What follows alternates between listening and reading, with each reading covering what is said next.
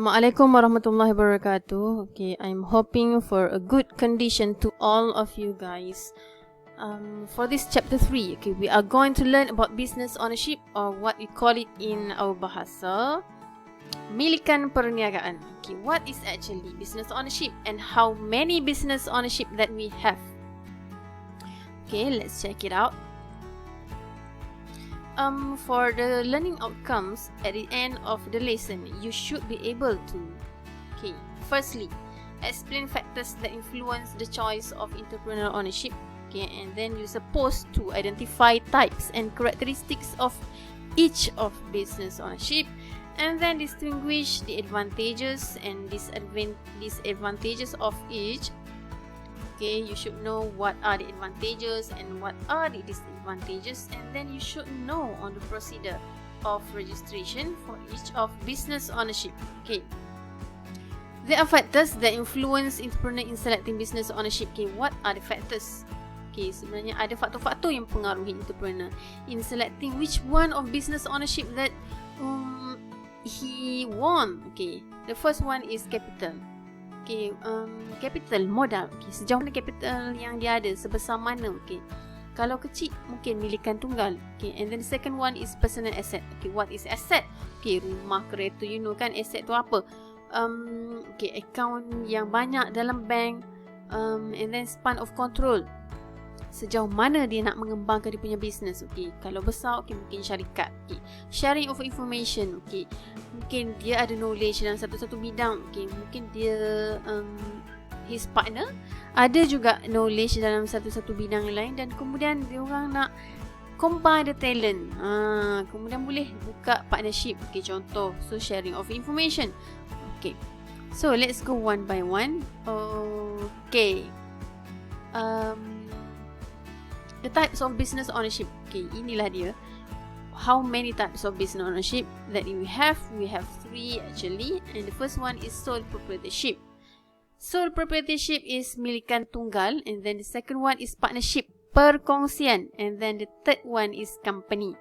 Okay, company ni is divided into 2 pula. Okay, private limited company and public limited company. Okay, syarikat sendirian berhad and syarikat awam berhad. The first one, okay, sole proprietorship ataupun milikan tunggal. Okay, ini adalah majority of small businesses lah start out as sole proprietor.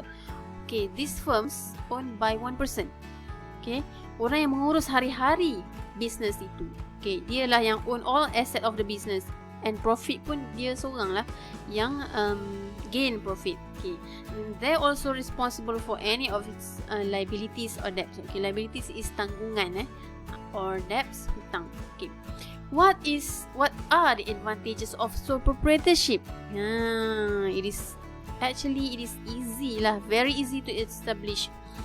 Okay, and then simplicity of organization, minimal expenses, jumlah modal yang sangat rendah. Okay, free to make any decision. Okay, sebab dia tak ada pengaruh, tak dipengaruhi oleh siapa, tidak ada partner, so dia seorang-seorang. So is very independent to make any decision. And then minimum or no documentation. Sebenarnya ada documentation tapi minimum lah. Okay, ini refer kepada prosedur untuk registration. Okay, there are disadvantages of sole proprietorship. Apa dia? Okay, unlimited liability means that owner could lose his house, cars, bank account and any other personal assets to settle any business debts or bankruptcy. Okay, jika berlaku bankruptcy, semua aset dia akan ditarik balik. Okay, aset-aset yang boleh cukupkan jumlah hutang dia. Okay, so ini kelemahan dia, unlimited liability. And then the second one is difficult to raise capital. Of course lah, sebab profit dia tak tinggi. Disebabkan modal yang tak tinggi, so profit pun tak nak tinggi sangat.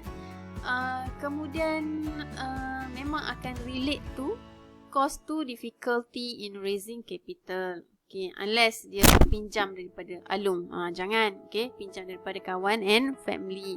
Okay, lenders are more wary, of course lah, sebab profit tinggi tadi. Okay, and this one is also mempengaruhi lah. Lenders are more wary.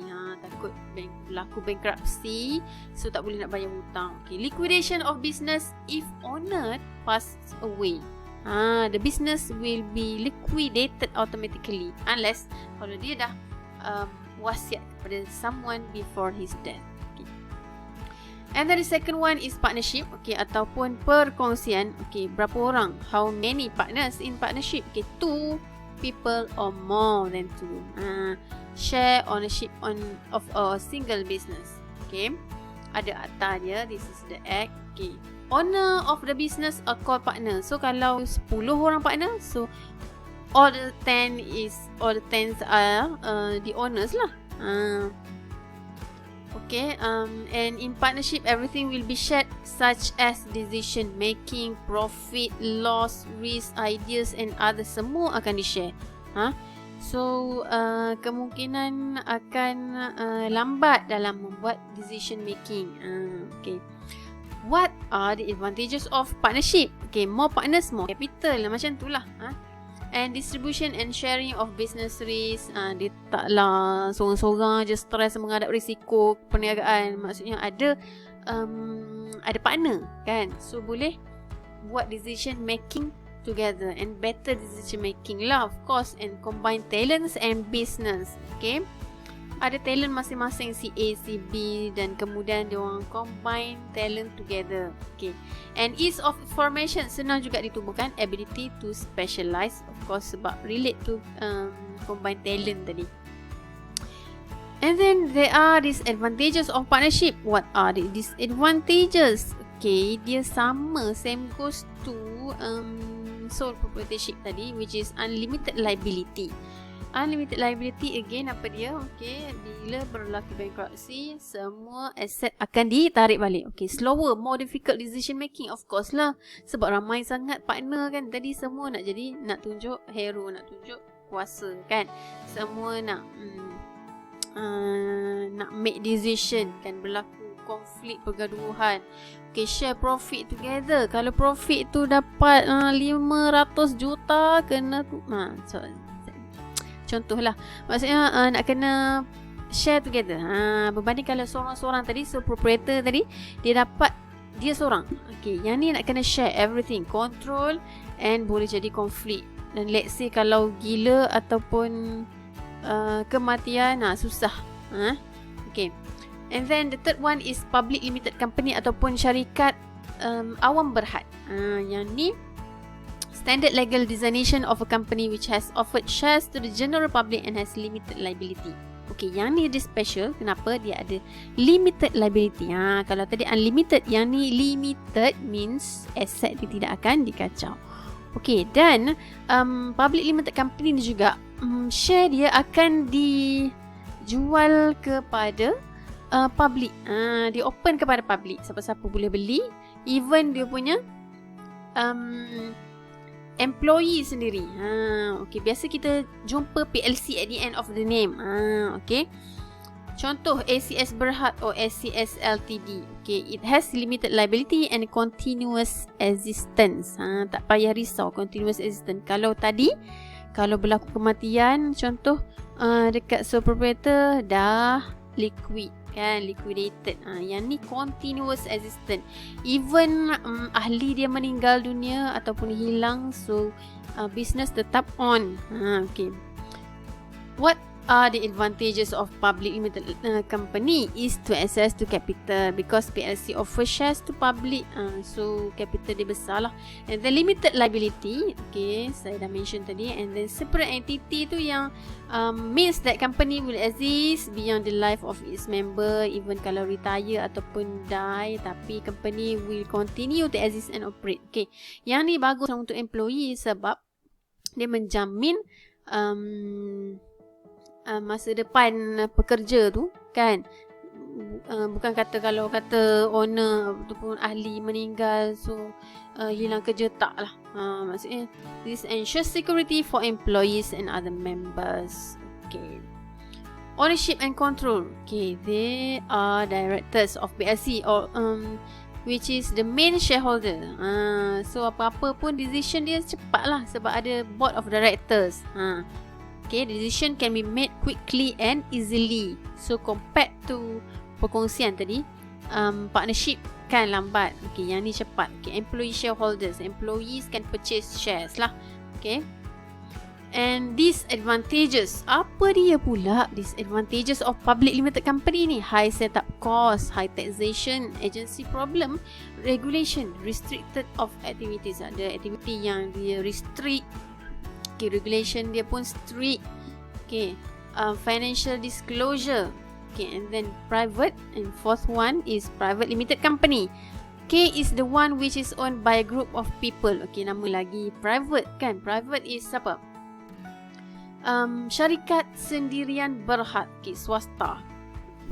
Okay, yang ni dia beza dengan public limited company tadi. Dia jual share kepada, dia open share kepada public. Tapi yang ni di dalam ahli sahaja, dalam syarikat sahaja. Okay, the shares of a private limited company are not traded on the stock exchange.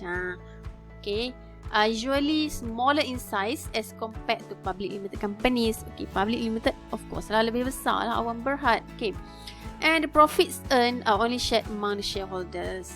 Okay, biasa kamu boleh jumpa sendirian berhad or SDN BHD or PVT.ltd. Okay, tanpa ni Okay, dan apa tu, you all boleh cari juga contoh-contoh yang di Malaysia ni. Nama-nama yang ada SDN kan, sendirian berhad. Okay, ada advantages dia pula. Private limited company is to access capital, same goes to public tadi. Okay, limited liability sama juga, separate entity pun sama juga. Okay, disadvantages pula. Okay, high setup cost lebih kurang sama, high taxation. Cuma yang bezanya adalah limited membership. Dia beza. Okay, sebab itulah dia kecil sikit daripada public limited company tadi. And then lack of freedom in transfer the ownership, and then there are regulation. Okay, procedures.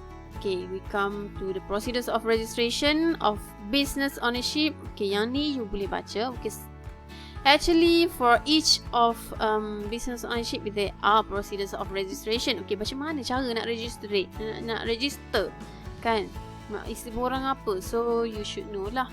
Okay, this is the form kan, kalau untuk sole proprietor. Okay, untuk company pula form apa, this is the form kan. Okay, yang ni you boleh go through the slide, the notes. Okay, okay, there are factors that influence entrepreneur to start a new venture.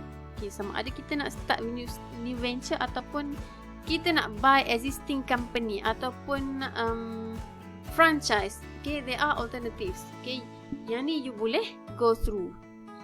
Okay, kalau nak start new company macam mana? So this is the list. Okay, this is the list of advantages of starting a new business. Okay, disadvantages. Kemudian kalau kita nak buying existing company, okay, this is the situation lah.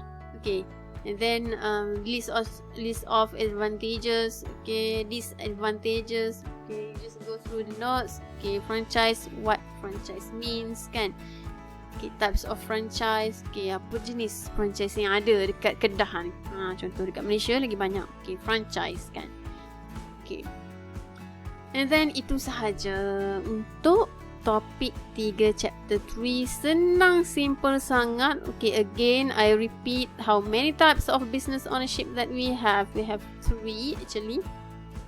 What are the 3? The first one is sole proprietorship, and then the second one is partnership, and then the third one is company, which is divided into 2, public limited company and private limited company. Okay, thank you guys. Okay, Assalamualaikum warahmatullahi wabarakatuh.